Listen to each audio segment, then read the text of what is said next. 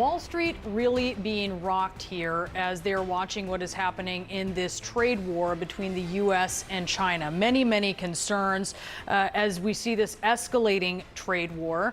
This is a top investor writing in a new report. In the last few days, we have had many conversations with macro fund managers, and their concern is that the White House is not acting rationally, but rather on ideology. Those words dropping as the White House just moments ago had this to say about the escalating trade war with China. The president, as I said from the podium just a few days ago when I was up here, would be gracious if China intends to make a deal with the United States. If China continues to retaliate, it's not good for China. But the president has made it very clear he's open to a deal with China. Why is he optimistic that China's going to make a deal or wants to make a deal if they're not talking? Where's that optimism come from? He's optimistic. The White House not giving much more than just the president is optimistic. The basis for that still unclear. Here is where the trade war stands right now. 145 going up against 125. These are the tariffs between the world's two biggest economies. And here's another number, 4,700 or about $400 per month. That is how much more money Yale's now estimating, the Yale Budget Lab, that President Trump's tariffs are going to cost average households each year. And with just hours left in trading, the Dow right now up. You're seeing that swing here going into the afternoon, up almost 650 points. But it was up and down there throughout earlier in the day. With us now, we have CNN business editor at large, Richard Quest. We have CNN chief national security analyst, Jim Sciutto, as well. Richard, a key economic gauge, the consumer sentiment now at its second lowest level on record, going back to 1952. Why? We shouldn't be surprised with all that's coming out and all the worries about tariffs. It's not just that, it's the complexity of everything else as well. The changes within the federal government, the worries about job losses, the worries about a slowing economy, higher inflation, and eventually you get these what's known as soft data. Surveys like the Michigan survey, consumer sentiment, and it's a really worrying number because at some point these sentiment surveys feed into hard data of real consumer spending, and we know this from history and precedent. That's what happens. So when we see a number as bad as this one, it is only a matter of time, unless anything else changes that would suddenly make people more cheerful. Look at that chart. I mean, just look at it. Unless people suddenly become more cheerful, why would this not translate into spending? You see, that consumer lab, the lab from Yale, that number of 4,700, that is providing you don't start substituting goods. In other words, pre-substitution, if we just continue as we are now. But of course, people will start to substitute. They will find other goods. And as the Christmas Tree Association said a moment or two ago, it's going to be very difficult to find substitution of many things that we currently get from China.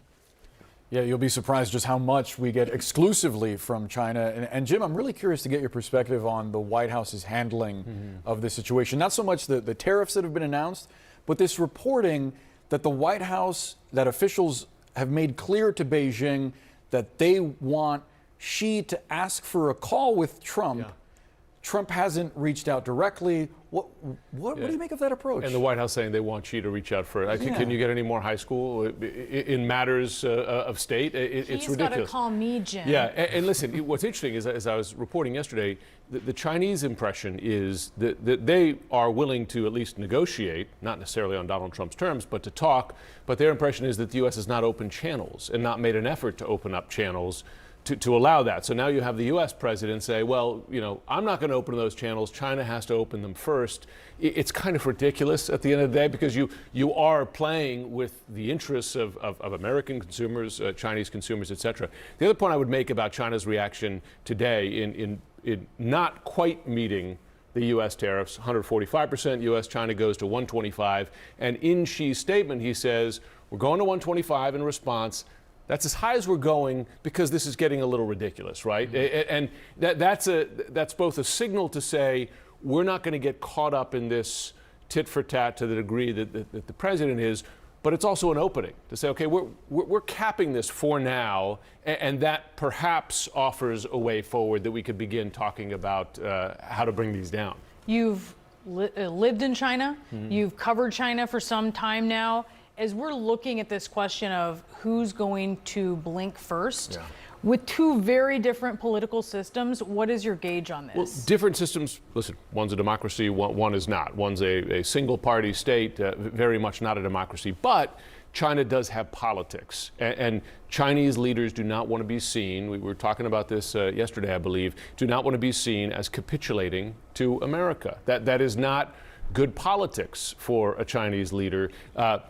Long colonial history to go back into, we could talk for hours, but they don't want to be seen as kowtowing to the West here. So the browbeating is not a great diplomatic strategy. And we've seen that in the past as well. Now, we should say, Donald Trump mixes in with the tariff browbeating some comments about how good a friend he is with Xi. But we'll see if the door has been closed for now, or if there's a little bit of an opening and perhaps they start opening those channels. Richard, it's interesting to explore the power that the EU has now, because they can tip the scales in terms of how impactful these tariffs will be for either nation, depending on where negotiations land. So you've got the Spanish Prime Minister in Beijing. You've got the EU basically saying, well, we're going to start looking at other markets. I think this will most certainly give a huge boost to China-EU relations to try and complete some form of trade agreement, because everybody is now wanting to circumnavigate the United States. Now, you can't up to a point. There are certain things, there are certain inalienable bonds of trade between the EU and the US. That doesn't mean to say you can't reduce it, your reliance. And just as much as the US is now saying, we want to reduce our reliance on China, we want to make sure we are no longer strategically dependent, the EU absolutely is saying, is there a deal to be done with Brazil and Mercosur? Is there a deal to be done with ASEAN, a stronger one? Jim, can I just ask Jim, do you think, sorry guys, but do you think that the Xi statement is actually a sort of not a white flag, but just a sort of an olive branch that both sides can now take to move forward? I think it has two sides to it. One, it's a bit of a message to the U.S. to say, this is silly. This is getting silly. We're not going to play this game of chicken. But Xi Jinping, also by not going right up to the level of U.S. tariffs, I think one can look at that as a small opening for discussions. Both of them want to talk. Now the question is, I suppose, who picks up the phone first? That's where we are. You see, Boris, Brianna, that's what happens when you get two anchors who are also your guests. We'll just hijack the whole thing. He did it, by the way, just so you know. I only answered. No objections here over who calls who first or who asks what question. We're all friends. It's a fun conversation, and we appreciate it. Richard Quest, Jim Sciutto, thank you both.